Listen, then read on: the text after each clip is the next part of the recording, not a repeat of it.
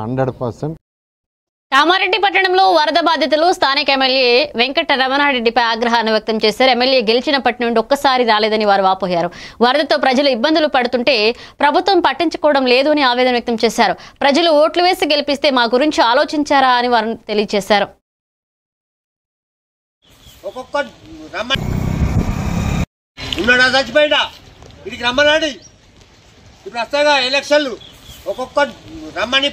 మోర్లు clean చేయమంటే clean చేయరు. Municipal commissioner చెప్తే ఏదో చిన్న పిల్లలు మున్సిపల్ కమిషనర్ కింద ఉంటాడు.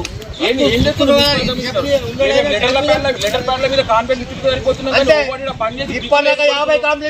మున్సిపల్ వాళ్ళకి కూడా మేము ఇంటికి 150, 200 వేసుకుంటా క్లీన్ చేపిస్తున్నాము మున్సిపల్ వాళ్ళతో. మరి ఎందుకు మున్సిపల్ ఉన్నారు వ్యవస్థ, మున్సిపల్ వ్యవస్థనే తీసి పడేయండి. కౌన్సిలర్ ఫోన్ చేస్తా, కౌన్సిలర్ లేపాడు. ఎమ్మెల్యే ఫోన్ చేస్తా, ఎమ్మెల్యే రాడు. ఎందుకన్నా వ్యవస్థ చెప్పాలి. మీరు బతుకురా, మీ ఓట్లు మాకు అద్దను, మేము వెయ్యలేం. ఏదో రకం బతాం, కైకిలు చేసుకుని ఏదో రకం బతాం, ఏమని చేసుకుంటాం. ఓట్ల కోసం రాగానే ఓట్లేరి 500 ఎందుకు ఇది బతుకు? రాకూరు రాజకీయ నాయకులు అంటూ మా కాలనీకే రాకూరి.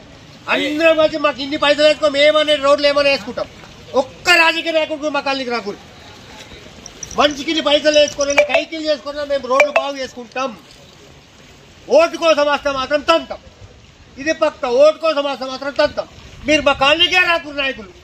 సీతాకత్తది అటే పోతుంది, చెబిల సమస్య అటే పోతాడు. రమణారెడ్డి గారు అయితే పత్తన్న లేడు. ఏంది ఇది? మా ఇల్లు చూడు ఒకసారి, మా ఇల్లు చూపిస్తే పరిచయం అవుతారు. మా ఇల్లే కాదు, కాలనీలన్నీ ఒకసారి డోర్ తీసి మీరు వీడియో తీస్తే మీకు అర్థమవుతుంది మా బతుకులు. మొత్తం దీపైనాక వస్తారు అన్న.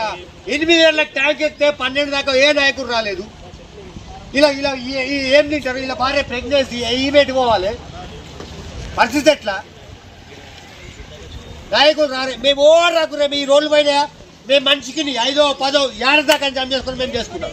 నాయకులు మాత్రం రాకూరి.